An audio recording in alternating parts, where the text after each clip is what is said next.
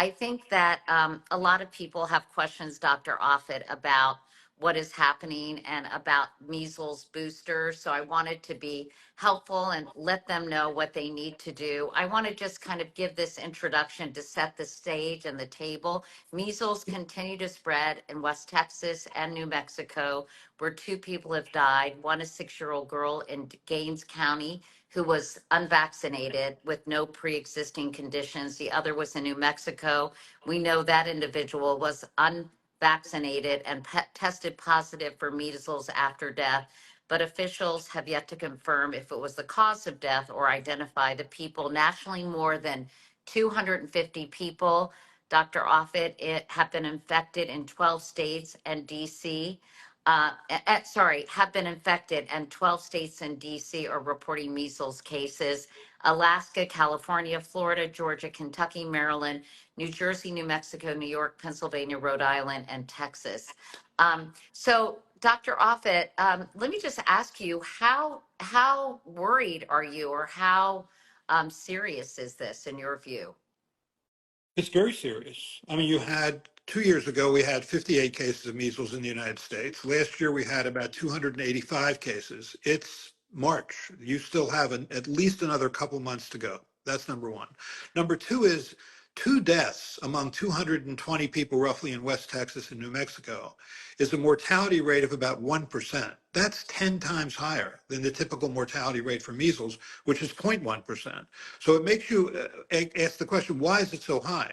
And I think there's a couple possible answers. One is that people aren't coming to medical care soon enough. They're waiting too long. 2 is that it's not 220 cases, it's much more than that. And because it's a somewhat sequestered community that's resistant to sort of having people come in from the outside, that it's actually much more, it's many more cases than that. That's what I worry about. So let's talk about why this is happening. I think there are many different reasons, but primarily it's because of people not getting vaccinated, right? That's the reason. I mean, if you look at the that West Texas outbreak, it centers on a Mennonite community that has about 80% vaccination rate, which is not enough to stop the spread of this virus. And if you look at sort of previous outbreaks, that's the story. I mean, I lived in Philadelphia in 1991 when we had an outbreak that involved 1,400 cases and 9 deaths that centered on 2 religious communities that chose not to vaccinate their children. In Brooklyn, New York in 2018, 2019, again, it was sort of an ultra-Orthodox Jewish community that chose not to vaccinate. You had about 650 cases. In the Netherlands in 1999, 2000, there were about 3,400 cases of measles, again centering on sort of an Orthodox Reformed church. So for whatever reason, there are these religious groups that choose not to vaccinate their children. And I'll tell you, Katie, the thing that upsets me the most is, because I lived through this Philadelphia outbreak where, again, people just chose prayer instead of medical care, is that father who talked about his 6-year-old daughter who died of measles. He said, you know, we didn't vaccinate and we prayed and, you know, and it was God's will. God's will, really, to take your child when you could have prevented this death? And I get, sometimes you just wonder who exactly is standing up for the rights of these children. I know. It is so heartbreaking. I read that story as well. Well, can you talk about what the what measles does to your body, and sort of how it opens you up for other infections? Just how serious measles can be if and there's no way to treat them, right? Right. There's no specific treatment for measles. That is correct. So what happens can is, you talk about the disease? Can you talk about what it does to our body when we get measles? well, I'm a child of the 1950s, and like all children of the 1950s, I had measles. It usually starts as a rash. Well, it usually starts as cough, runny nose, and pink eye. And then it progresses to a rash that starts at the hairline and then spreads down to the face, trunk, arms, legs. It doesn't really coalesce. It's sort of a blotchy rash. And then what happens is kids get pneumonia. It's actually fairly common to get pneumonia associated with measles, and sometimes so severe that it's fatal, which was the story of that girl, that 6-year-old girl, or it causes severe dehydration. So before there was a vaccine, which came out in 1963, every year there'd be at least 3 to 4 million cases of measles. There'd be about 50,000 children hospitalized, and 500 would die from the disease. It's a terrible disease. There were, as a child of the 50s, I had measles, I had mumps, I had German measles, I had chickenpox, I had all those diseases. I can promise you, parents did not consider measles to be a childhood rite of passage. Measles made you sick. And I think the problem, the reason we're seeing it now is just what you said, which is we have critically decreased immunization rates in certain areas. And I think the reason that's happened is twofold. One is that because we eliminated measles from the United States, the most contagious infectious disease of humankind, measles, we eliminated from this country by the year 2000. It's come back for two reasons. One, because it's not only that we've eliminated measles, I think we've eliminated the memory of measles. And the second is that we have the sort of false concerns about measles safety, which our current Secretary of Health and Human Services is still doing everything he can to stoke these false concerns about vaccines. It is really hard to watch. Yeah, I know. I agree. And we'll talk about that in a moment. But people hearing you, Dr. Offit, say I was a child of the 50s. I was born in 1957. I imagine I had measles too. So they might think, well, looking at you guys, you did okay. You survived measles. What's the big deal? Well, so the people that died aren't on this Instagram call. They're not here to tell their stories. That's what we're here to do. We're here to tell the stories of people who are critically ill or died. And there's also a disease. So typically the mortality rate of measles is about 1 per 1,000. But there's another disease that has a long name, fancy name called subacute sclerosing panencephalitis, or SSP. That occurred in about 1 in 100,000 people, which when, you were having 3 to 4 million people infected every year would occur. I've seen 5 such cases. And what that is it's a chronic measles infection of the brain. So you get measles, you survive, you're fine. 5 years goes by. 7 years, 10 years goes by, 15 years goes by. And then you slowly have this progression where your handwriting skills deteriorate, your personality changes, you lose certain motor skills, you lose sensory skills, and you essentially devolve into a vegetative state and die. There is no treatment for that. You just watch a child fall off a cliff in slow motion. It is a frightening disease. And I think if people saw film of people getting this disease, maybe they'd feel a little differently about choosing not to vaccinate. Yeah, maybe you can send me video and I can post that. But let's talk about the vaccination rate, because 95% of any given community has to be vaccinated to achieve herd immunity. And I still think, even though we talked about this during COVID, there's a lot of confusion. And one of my followers asked me to ask you, how does herd immunity actually work? Right. So let's say that you can't be vaccinated. You can't be vaccinated because you're getting chemotherapy for your cancer or immune suppressive therapy for other reasons. You depend on those around you to protect you. So you can have enough people around you who are vaccinated that it's virtually impossible for the virus to sort of get in and get to you, to spread from one person to the next and then ultimately get to you. And so it's really that 95% figure is attainable. We did attain it. That's how we were able to eliminate this virus. And the thing that upset me the most that Robert F. Kennedy Jr. said at one point in that day two, when he had his Fox op-ed piece, he said, community immunity is important. There are people who can't be vaccinated. Exactly right. And then he said, but it's a personal choice. It's your choice whether or not to catch and transmit this infection. And there was a measles outbreak in California in 2014, 2015. And associated with that outbreak, there was a state senator who basically introduced a bill to eliminate the philosophical vaccine exemption in California. It's a state that didn't have a religious exemption, so therefore it was only going to be medical exemptions. And the anti-vaccine people obviously rose up. They didn't want to see that happen. But there was a little boy who was he had leukemia. His name was Rhett Crowett. And he would come to these meetings. He was so brave. And he would stand up. He would have to get on a stool because he was too small. And he would say, I have leukemia. I can't be vaccinated. I depend on you to protect me. Don't I count? And when RFK Jr. says it's a personal choice, I guess the answer to Rhett's question is no, he doesn't count. Right. And so let's talk about the vaccination rates in West Texas and New Mexico compared to, say, in New York, New Jersey, and other states. Right. So Again, it seems to focus on certain groups that make that choice. I mean, in California during that outbreak that I just talked about, it wasn't a religious group. It was a group sort of in Southern California that was more the all natural, I don't want to be injected with anything that has a chemical name, which I guess is its own sort of religion, but it was that they formed the epicenter of something which became something that spread not only in Southern California, but to 7 other states. It spread into Canada, it spread into Mexico. It involved a few hundred people. But again, it's usually the nidus is usually a community that makes that choice because remember, first of all, people travel from this country to other countries, and measles is common in the world, and people travel from other countries to here. So measles was always coming into this country. The reason we were able to eliminate it by the year 2000 is that although it was coming into this country, it never was able to gain a foothold because we had a high level of population immunity across the states. Because so many people had gotten vaccinated. Somebody on social media asked about, quote, the added chemicals in vaccines that have parents concerned.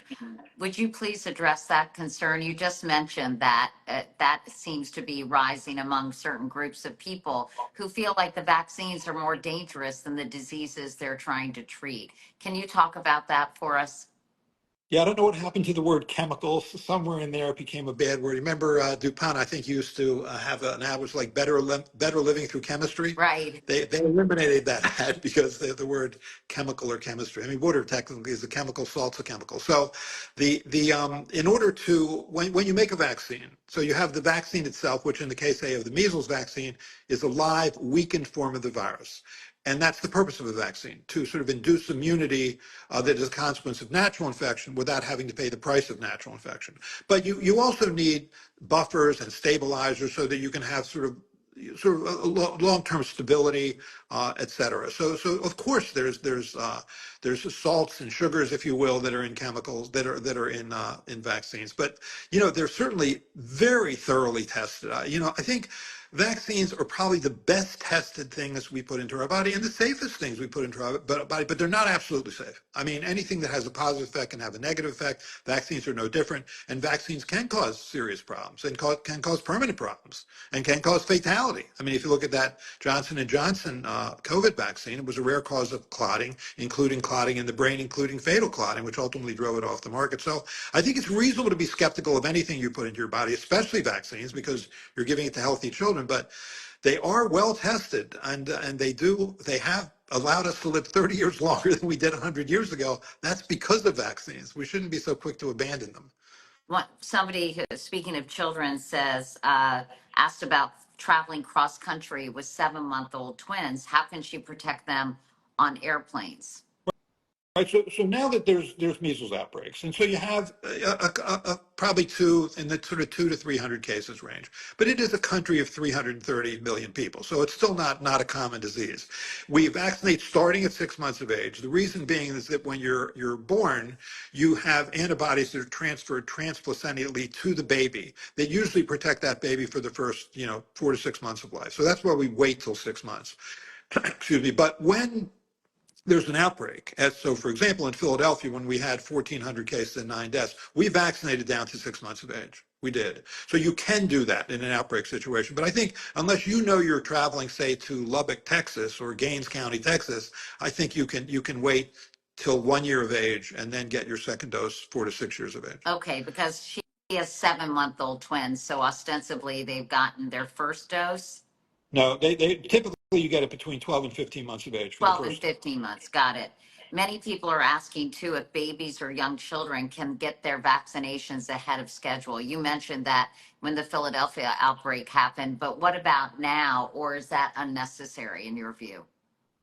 I think it's not, again, unless you're in an outbreak situation, I don't think it's necessary. There's an advantage to waiting because when you have these sort of passively transferred antibodies transplacentally, the half-life of those antibodies is around 21 to 25 days. So each 21 to 25 days, the amount of antibodies halves and halves and halves. But when the vaccine first came out, it was given to 9-month-old children. I'm talking about in the 60s. And then those antibodies that were passively transferred from the mother were still interfering at 9 months of age. So we went to 12 months of age. And now, this was at a time when most mothers had been naturally infected. So the antibody titer was somewhat higher. But still, I think if I had a child, and I do have 2 grandchildren, one of whom is 6 months of age. So this would be an issue. If he was going to Lubbock, Texas, I would vaccinate him now. Right. And yeah, hopefully he doesn't need to go there. Oh, the Nothing other thing, against. by the way, just one other point, 'cause measles is not asymptomatic. This is not, if you have measles, it's on your face. Although you can shed virus and transmit before the rash comes for a few days, Right, but usually like 4 days you're before and 4 days after it's gone, I understand. And it is highly, highly contagious, isn't it? It's the most contagious infectious disease. I'll tell you how contagious it is. If you look at diseases like COVID or influenza or respiratory syncytial virus, during your normal day, assuming everybody you come in contact with is susceptible, you'll infect 2 or 4 people. For measles, it's more like 16 to 18 Wow. because you don't have to have face-to-face contact. You just have to be in that person's airspace within 2 hours of them being there. That's why it's so contagious. Wow. I want to talk to you about boosters because you and I are children of the 50s. Yay, us. Revealing our ages. But if you were born in 1963 and you got a certain vaccine, I understand that used dead viruses or the dead virus, not the live virus. So should you get a booster if you're born from what, 1963 to what? 1968. So Okay. if you got a vaccine that was made in 1968, you're good.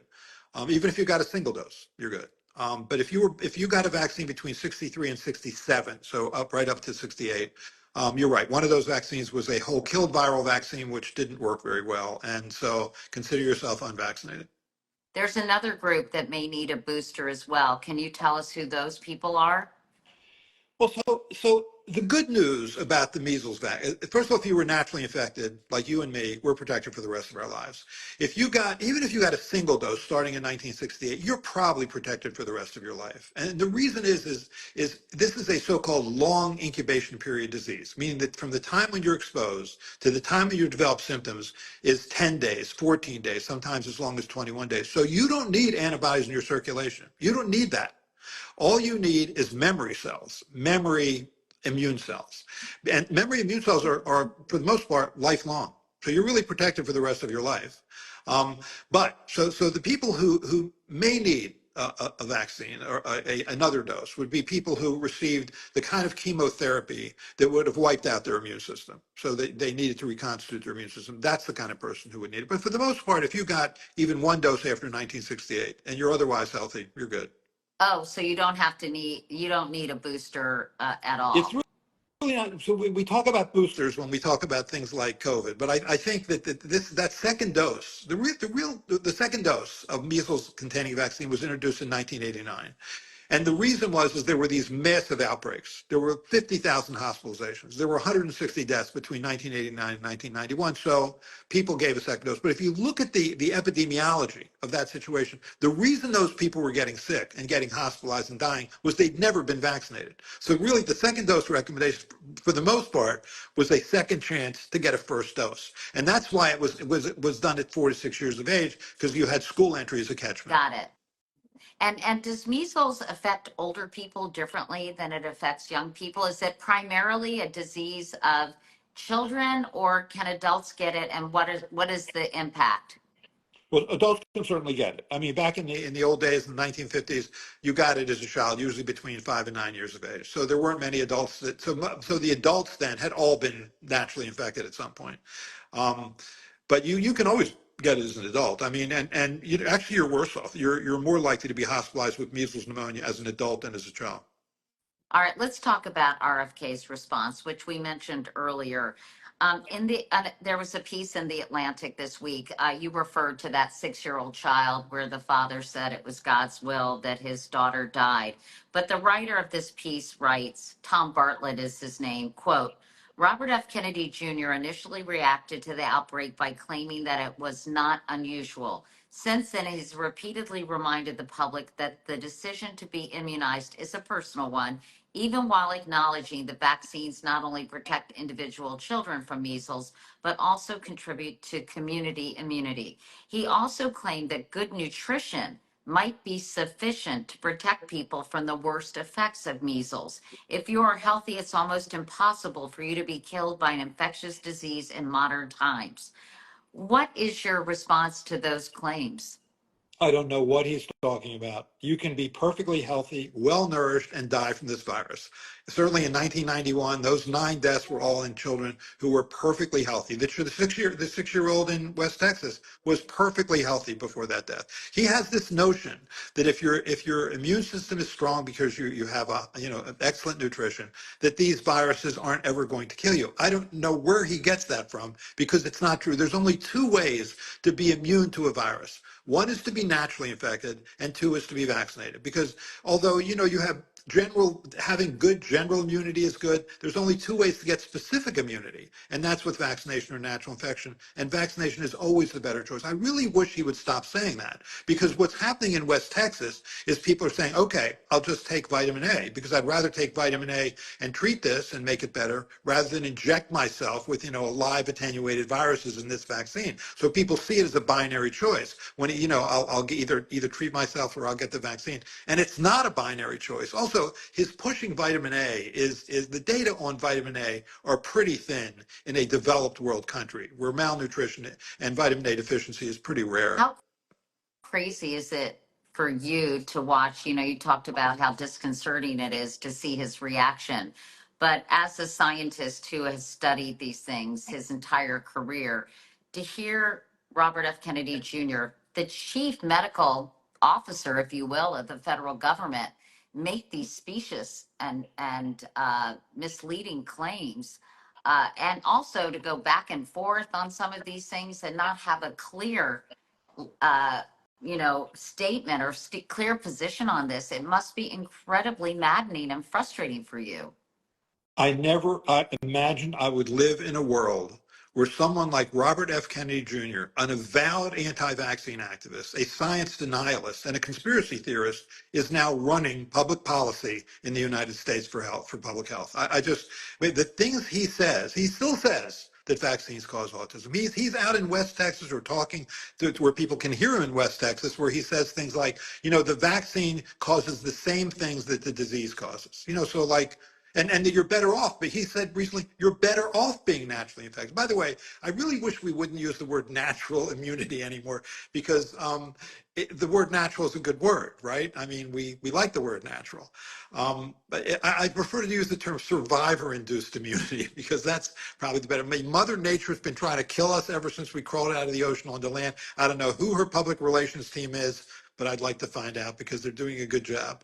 And I'd love, while we're at it. I mean, there's still confusion about and misinformation about vaccines causing autism. Can you give everyone once again the background of that and how that study was considered completely wrong? And that doctor, by the way, who did it, who was paid to do it, is still out there peddling this stuff. Right. So in 1998, Andrew Wakefield, a British gastroenterologist, published a paper in The Lancet of 8 children who had recently received the measles, mumps, rubella, or MMR vaccine, and then within a month of that receipt had developed signs and symptoms of autism. So it really wasn't a study, it was a case series. I mean, you might as well have had a case series of 8 children who had recently eaten peanut butter and jelly sandwiches and then developed signs and symptoms of autism. It was that quality of research.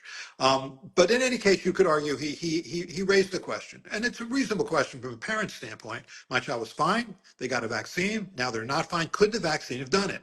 Fair enough. It is an answerable question. So what it's been done now, probably 12 to 15 studies have been done in 7 countries on 3 continents. And the way you answer that question is you look at children who did or didn't get that vaccine.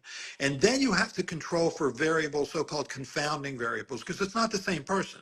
The kind of person who gets vaccine may be different than the kind of person who chooses not to get a vaccine. So you have to control for those things like healthcare seeking behavior or medical background or socioeconomic background. Then and only then can you really answer the question. And the answer has been the same over and over and over again. I would say this, that at the time that Wakefield said that, there were studies done asking parents the question, do you think vaccines could have caused your child's autism? 90% of parents said yes, because Wakefield was everywhere. I mean, he was on 60 Minutes. He was on morning and news shows. He was testifying in front of Congress. Now it's more like 15%. So I do think it was worth doing those studies so that we could arm, physicians with evidence that it didn't cause, but it just doesn't go away. I think once you've rung the bell, it's really hard to unring it. It's hard to unscare people once you've scared them. But I also think one of the reasons, Dr. Offit, it hasn't gone away is nothing has filled the void. We have not really figured out why autism rates have increased. There are a lot of theories out there. I mean, you probably know much more about this than I do. But I think for parents who are looking for some kind of explanation, there is nothing to replace this sort of, vaccine theory. There's speculation about older parents, right, and other things, but there's nothing to fill that void, right?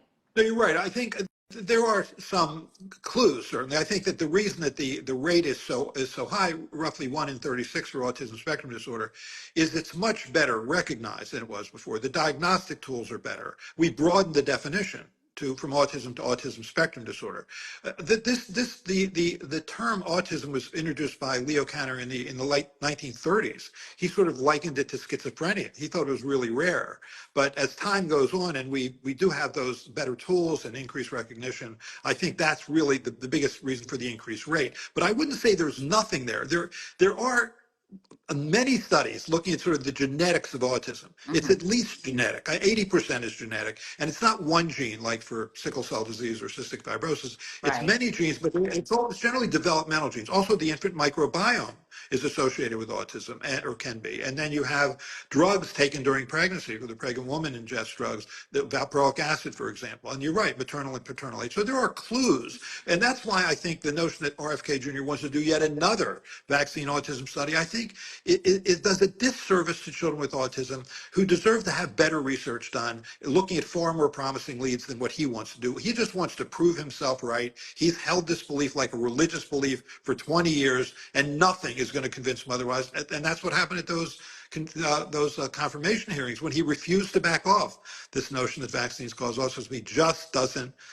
He just doesn't believe any studies that show he's wrong. I want to ask you about another Atlantic piece, and then I'm going to not take too much more of your time. But David Frum wrote a piece last month called Why the COVID Deniers Won. One paragraph reads, Trump as president-elect nominated the country's most outspoken vaccination opponent to head the Department of HHS, RFK. He chose a proponent of the debunked and accredited vaccines cause autism claim to lead the CDC, David Weldon. He named a strident critic of COVID vaccine mandates to lead the FDA.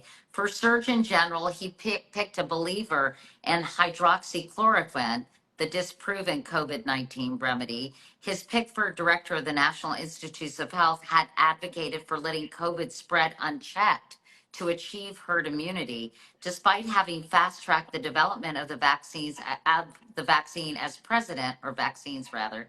Trump has himself trafficked in many forms of COVID-19 denial and has expressed his own suspicions that childhood vaccination against measles and mumps is a cause of autism. So we've got all these vaccine deniers and anti-science officials leading all these critical agencies within the U.S. government. What kind of damage do you think will be done as a result of this overhaul?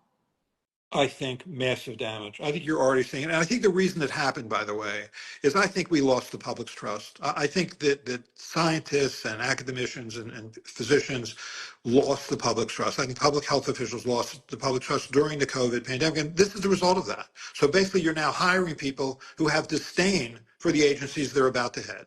And what you've just already seen RFK Jr. do in terms of sort of now anybody who's doing studies, for example, on looking at reasons for vaccine denialism, that money was all taken back. Anybody who's studying mRNA vaccines, that money was all taken back. I just got an email from somebody at the Wistar Institute today. And so That's what's happening. I think it's going to take a long time to put this broken system back together again, but he's doing a lot of harm. They are doing a lot of harm here.